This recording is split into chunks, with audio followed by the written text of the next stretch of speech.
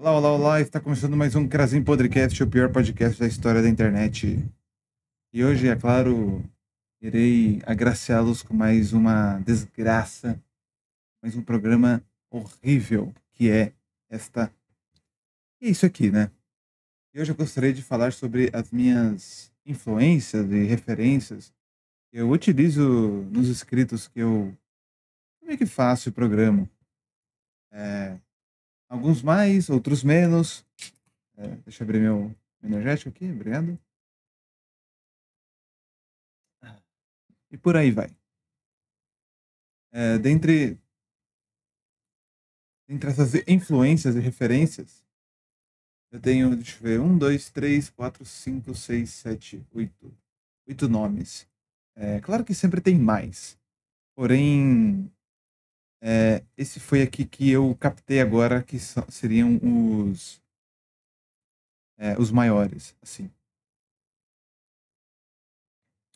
Aqui, muitos destes, eles não necessariamente me influenciaram a, a uma ideia, mas muitos também eles consolidaram uma forma até quase que narrativa. É, Vamos começar primeiro pelo Dostoiévski. E eu comecei a ler Dostoiévski lá em 2023, 2024. O primeiro livro que eu li dele foi. Qual é o nome? Memórias do Subsolo. E acho que é um livro bem interessante, bem legal. Muita gente paga muito pau pra esse livro, fala, meu Deus, não sei o quê. Mas eu gosto de ver como é a vida de um homem que realmente aprecia ser ruim. Não exatamente que ele aprecia, mas ele é sincero. E o Dostoiévski, ele tem essa coisa, esses monólogos internos sobre a própria alma do ser e a posição dele no mundo como agente merdeiro mesmo, um agente que faz merda, um agente de destruição quase. Não só social, como autodestruição.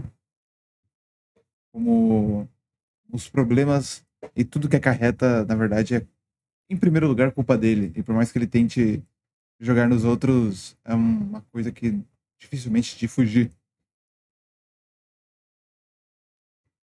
Ai. No meu segundo nome que eu selecionei aqui, eu diria que é o Tolkien, grande colaborador da construção fantástica e da poeticidade na escrita. O Tolkien eu li ele por volta de 2024. É claro que já tinha visto os filmes antes, né? E já era. Sempre gostei do Senhor dos Anéis. E quando eu li os livros, eu me deparei com uma escrita muito poética, muito interessante, que pra mim acho que faltava na literatura fantástica.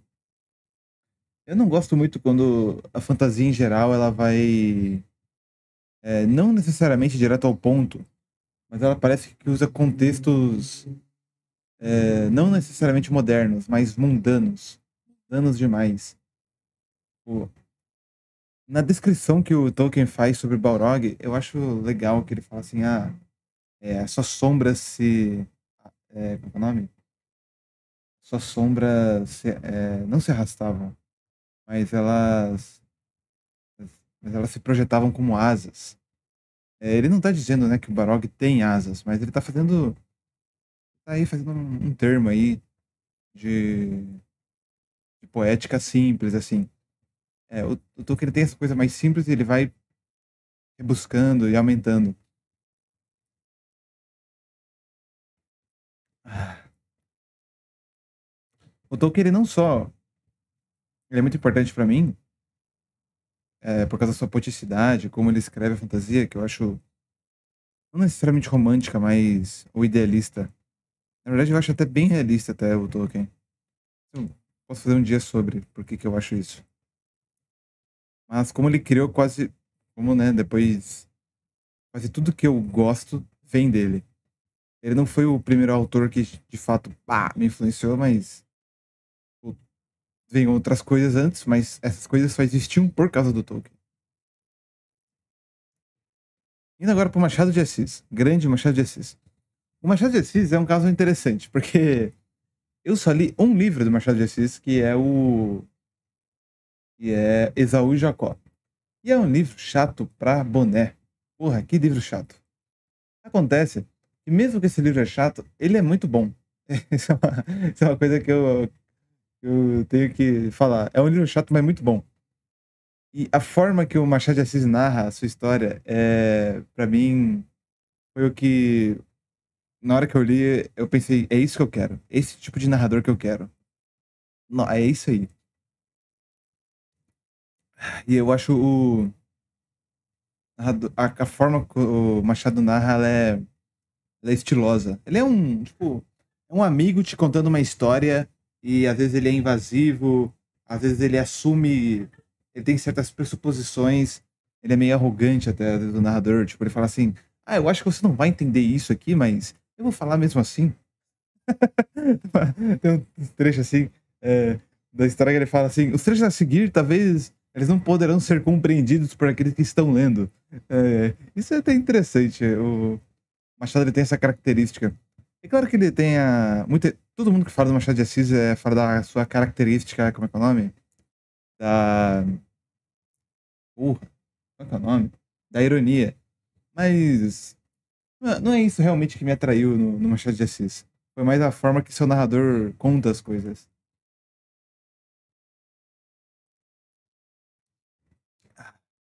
Como quarto nome, que é uma surpresa, um cara bem doido, é o Ice Frog. O Ice Frog, pra quem não sabe, o Ice Frog ele foi um dos principais criadores de Dota 2. Dota 2 é o meu jogo preferido. E por ser o meu jogo preferido, ele, ele é um jogo de fantasia. Ele me, ele me influenciou muita coisa. A forma que eu faço os meus personagens, a forma de descrição do mundo. É, uma das coisas que eu mais gosto do Dota, sempre gostava do Dota, sempre gostei, é que quando você vai entrar numa história de fantasia, a maioria dos personagens, eles são humanos. Pô, muito personagem. Sei lá, por exemplo, tu pega assim.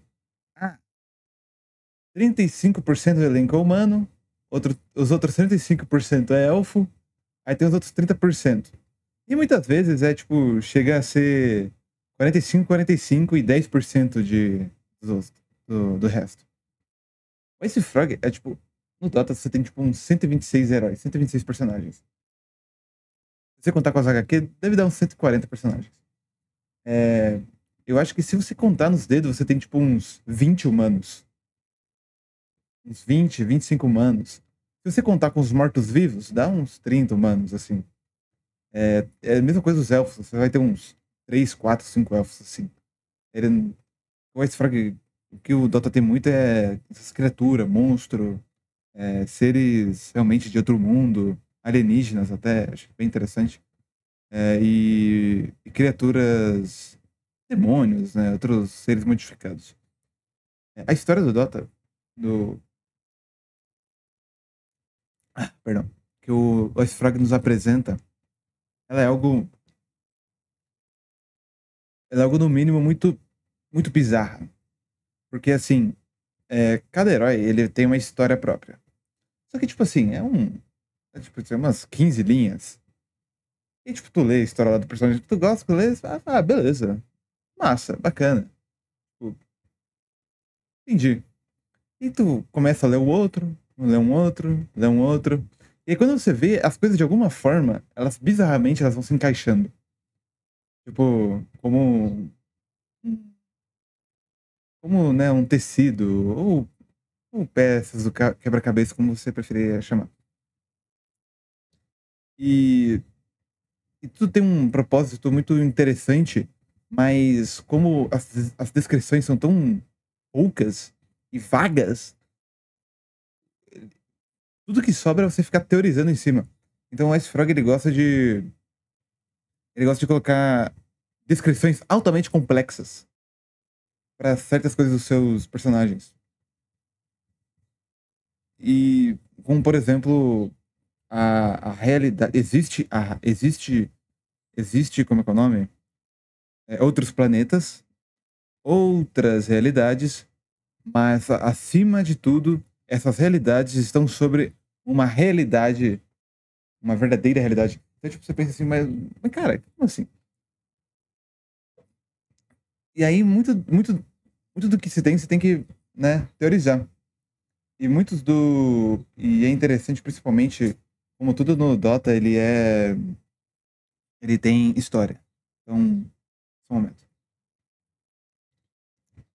Então, por exemplo, você pega, você pega as bases. As bases, eles são personagens. As bases. Eles têm uma história. Aí você vai lá e tenta entender qual que é a parada. Só que você só entende a história através de outros heróis.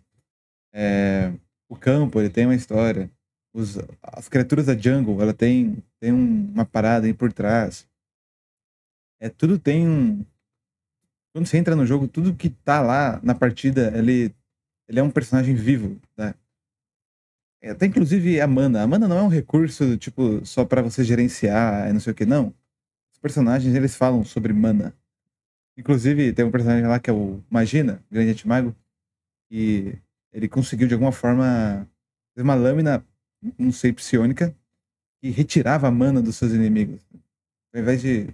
Não necessariamente sair sangue, talvez acho que sai sangue. Mas ele consegue drenar ou retirar a mana dos magos. Que, então tá tudo mecanicamente interligado. A história do Dota, conjunto com a mecânica, é perfeitamente interligada. Inclusive, não vou ficar aqui falando em termos de história. Inclusive, né, todo jogo no Dota é canônico. Isso quando eu fui atrás disso, eu descobri, eu falei, caralho, brabo. Acho foda. E, e por ter tantas criaturas diferentes e tantas diversidade, o Frog ele consegue me dar muitas ideias sobre o que fazer. Tipo, pega um personagem ali, pega um personagem ali, e cria algo em cima, e tu vê massa. Vê, e muitas das coisas, tipo, eles. Muitas habilidades, ele fez coisas bem estranhas. Coisas que você não vê muito geralmente nas coisas de fantasia. Até porque quando você realmente vai a fundo na história do Dota, o Dota ele não é um. Ele não é um. Como posso dizer?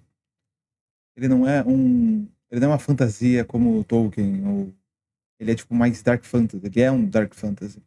Apesar de ele ter uma aparência daquelas alta fantasia como o Tolkien escreve. Antes de ir pro próximo, mais um gole.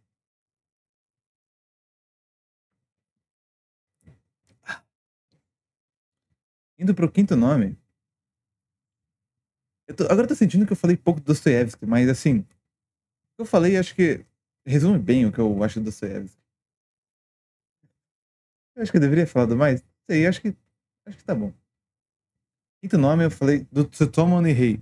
Eu fiz aqui os vídeos ali do mangá dele, que eu gosto bastante do Nihei. E, quando eu tava criando histórias, fazendo histórias, eu sempre tive uma percepção assim, essa coisa de qual é a melhor forma de você dar exposição. E até que um dia eu tive contato com o Blame, sei lá, o Buramo, como falando em japonês. Eu me deparei com uma história que não tinha absoluta exposição nenhuma. Eu fiquei absurdamente intrigado. Fiquei tipo, meu Deus do céu, this is different. É, e a forma que ele fazia, Yunihei, ele não só tava numa das suas primeiras publicações, mas ele basicamente destruiu todos os conceitos e diquinhas que você vai recolhendo ao longo da sua caminhada para ser um escritor. E, tipo, o Nihei só destrói tudo e fala assim: eu vou fazer um protagonista que não é, sei lá, carismático, ele destrói tudo com um tiro, ele tá num. Não vou dar exposição nenhuma.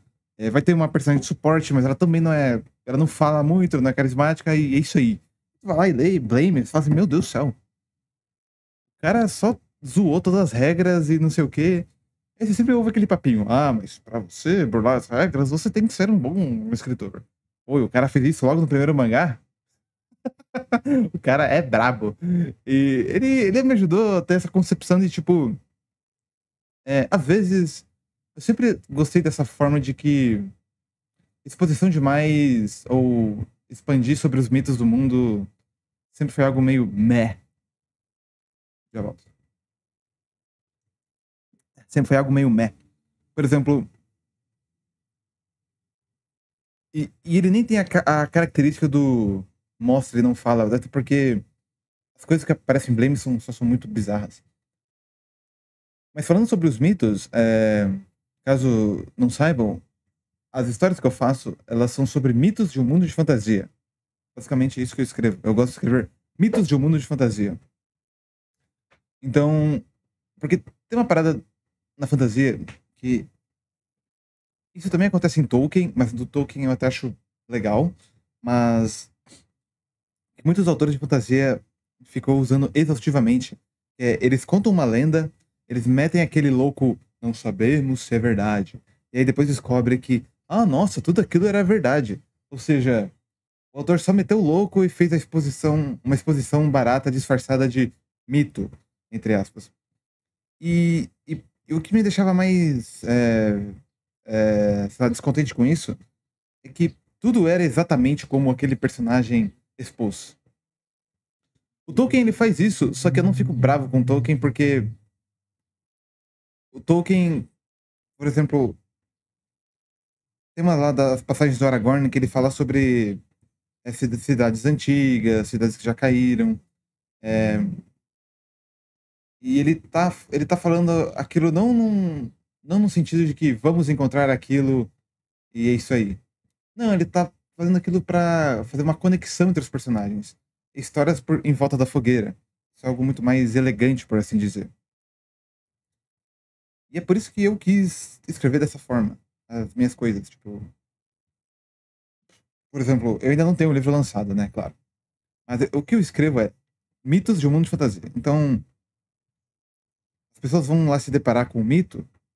Mas o que é um mito? O mito são várias histórias que as pessoas vão contando e elas não têm certeza se aquilo é verdade ou mentira. Ou se foi distorcido ao longo do tempo. E o ponto da fantasia que eu quero escrever é isso. Tipo, você tem os personagens que eles estão vivendo no mundo de agora e eles enfrentam um mito aí que nem tudo aquilo é realmente verdade. Fica aquela coisa, o que é verdade e mentira do mito. Eu acho essa coisa bem interessante, assim. Mas é claro, é muito mais complexo. Eu quero explicar isso melhor num próximo vídeo, talvez. Indo pro sexto nome, eu gostaria de ressaltar Robert Kurwitz. Kurwitz. Não sei dizer o nome desse. É polonês, sei lá. Não é polonês. Ele é estoniano, talvez. Robert Kurwitz, ele é o roteirista do jogo Disco Elysium. Um jogo profundo que mergulha bem na psique eslava, já demonstrada por Dostoiévski. Esse jogo ele é muito interessante porque você controla um detetive que ele não tem memória. E tudo que você faz, tudo que você coloca no detetive é tipo meio que a personalidade dele. Mas o que eu quero dizer com na psique eslava é que o Robert Kurwitz, ele é um homem que entende muito de literatura, ele também é um literário, ele também é um poeta. E ele tem muito contato com essas histórias eslavas. E muitas dessas histórias eslavas, quando você vai lendo ali ao longo do tempo, você vê que eles têm esse apego muito grande à desgraça, à guerra, à fome e ao frio. E como fatores mais predominantes. Mas como fator primordial das histórias assim eslavas, né, tá principalmente a profunda tristeza. Eslavo, tá? Pra quem não sabe, é esse pessoal aí que fica aí na Rússia, Eslováquia, Eslovênia, Polônia. São pessoas eslavas.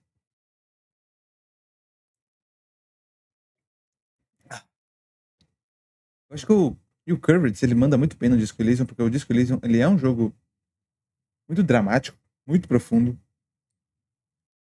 e que aborda muitas cargas, assim, de tristezas. Ele tem um assassinato por trás. Esse assassinato, um assassinato, ele soa como político, mas ele não é. Mas todas as pessoas da cidade meio que politizam o assassinato, porque eles estão vivendo uma fragilidade, uma certa fragilidade política. E você não só tem que lidar com esse assassinato, como todos os outros personagens ao redor, querendo meio que, na minha percepção, politizar em cima do assassinado. O que é bem interessante. E o Robert Kurtz, ele, assim, o que me influenciou e o que eu gosto de usar de referência esse jogo eu acho que é mais algo, mesma coisa parecida com Dostoiévski. O quão profundo são os personagens, o quão eles olham pra si mesmo, o quão desgraçados eles são em algum ponto. Talvez seja isso. Eu não elaborei muito sobre Robert Kurtz. Eu só joguei Disco Elysium e falo assim, rapaz, esse jogo é brabo. Rapaz, esse jogo é muito massa. E de alguma forma ele me ajuda a entender melhor sobre o meu processo de escrita. Indo pro sétimo nome, temos Gary Gygax, o criador do D&D. Gary Gygax, ele é provavelmente... Ele foi lá o cara, né, que né, leu Tolkien, gostava muito de Tolkien. Ele fez, né, o D&D. E, e o D&D, ele é muito importante pra mim. Muito, muito importante. Porque ele foi o que possibilitou que minha imaginação ganhasse asas. No sentido de que, quando você tá crescendo ali na adolescência, você faz aquele mapa meio que mental falando assim: ah, eu penso em ser isso, aquilo e aquilo outro. E foi quando eu comecei a jogar D&D que eu percebi que o que eu realmente fazer era contar histórias. Não só percebi que eu era bom contando histórias, não necessariamente bom, mas eu gostava muito disso, eu gostava de entreter os meus amigos, gostava de entreter as pessoas, mas que também eu sempre, eu sempre fui uma pessoa, como posso dizer, overthinker, né? Eu sempre pensei demais. Eu gostava de ficar pensando, imaginando histórias. Eu via um filme, ficava imaginando se o personagem fazia isso, aquilo, se ele fizesse outra coisa, se ele fizesse outra coisa. Eu ficava reimaginando, reimaginando, reimaginando. Eu saía de casa não pra, sei lá, brincar, talvez lá fora. Eu ia pra andar e ficar imaginando outras possibilidades de algo que eu tinha absorvido, de uma peça de arte, alguma coisa assim. E o D&D, ele foi aquilo que me deu a capacidade de colocar toda a minha imaginação. Então, tudo aquilo que eu ficava imaginando, assim, eu podia concretizar. Claro que não era concretizado da forma como eu exatamente queria, né? Quem joga D&D sabe como é que é. E era uma forma muito fácil. Porque eu podia ter a ideia que for. Eu, eu não tinha uma boa escrita, eu não conseguiria programar um jogo, eu não tinha como fazer um filme, uma série, nada. Mas com D&D eu conseguia fazer tudo isso. E por isso que o D&D ele é muito importante pra mim. O Gary Gygax, ele é uma grande influência. Se não fosse o D&D, eu talvez não pensaria em ser escritor, de certa forma. Ah. Agora, por último, mas não menos importante, meu racista preferido, Lovecraft. O Lovecraft, seus conceitos de insanidade e da própria mente, eu sempre achei assim, massa, velho. Eu sempre gostei de Dark Fantasy, eu sempre gostei de fantasia sombria, como ela funciona. Na época eu gostava muito de assistir filme de vampiro e lobisomem, lá pelos anos 2000, 2010. É, até, tipo, filmes mais leves, como Espada e Feitiçaria, como o próprio Piratas do Caribe, que tem um grande monstro lá, o Kraken, acho irado. Eu acho que, e até o próprio Tolkien, por exemplo, eu gosto de usar o Tolkien, por exemplo. O Tolkien ele não é Dark Fantasy, todo mundo sabe disso. Mas o Tolkien tem tem uns bichão lá muito brabo. A gente sabe, né? Laracna, o próprio o Destruidor lá de Moria, esqueci o nome dele agora, né? O Balrog. Então, a questão do monstro, né, na fantasia, ela sempre me atraiu muito. E a forma que, mas assim, a forma que o Lovecraft traz o seu approach, faz o seu approach, ela é muito atrativa porque as pessoas elas não são esmagadas, torturadas, comidas ou sei lá por um monstro. Elas só enlouquecem porque é um monstro que elas não conseguem lutar contra. Tipo, é brutal, sobra nada. Só isso. Esses são os monstros do Lovecraft. Tipo, acabou, velho. Você não tem chance. Assim, a única chance. Fique louco, porque, mano, é isso aí. É o que dá, é o que sobrou. E o Lovecraft, ele me ajudou, em certa forma, em como eu gosto de contar algumas formas da minha história. Por exemplo, o primeiro livro que eu tô fazendo é sobre um anão, né? Ele encontra um livro, então ele vai fazendo anotações a partir desse livro, ele vai lendo coisas desse livro, e tem um pouco tem esse tom meio investigativo como os personagens do Lovecraft tinham. E, assim, eu não acho toda a história do Lovecraft, assim, brilhante, ai meu Deus. Assim, eu tudo tudo que eu li, assim, até agora eu acho no mínimo bem legal. A forma que ele é muito também, eh, como é quando ele diz que é um pintor que vai, né, descrever uma certa história, ele descreve em termos do pintor. Tem um conto, né, que é Nas Montanhas da Loucura, que é provavelmente o conto mais chato que eu já li do Lovecraft. E assim, nossa, meu Deus, ele é maçante no nível extremo. Porém, ele, assim, no mesmo caso do Machado de Assis, ele é absurdo. Porque o Lovecraft, ele traz essa coisa, ele tá fazendo a história sobre um geólogo encontrando uma parada, e todo o texto é altamente fazendo usando termos da geologia, usando termos, assim, das próprias coisas, assim.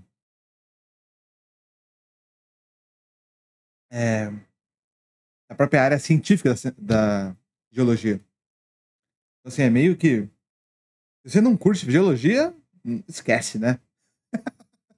Assim, mesmo que ele seja um conto muito chato, demorei acho que quase um mês pra terminar esse conto, mas, assim, ele é muito bom mesmo. Eu gosto das Montanhas da Loucura, apesar disso tudo.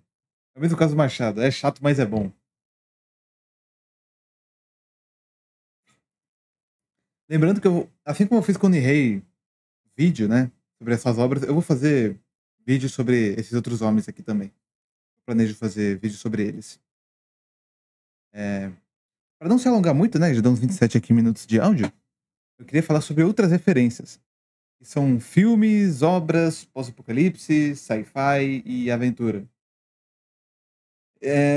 Eu sempre vi muito na época que eu cresci, ali entre na época que eu cresci, deu um boom muito grande daqueles filmes góticos, de vampiro, de lobisomem e de pós-apocalipse.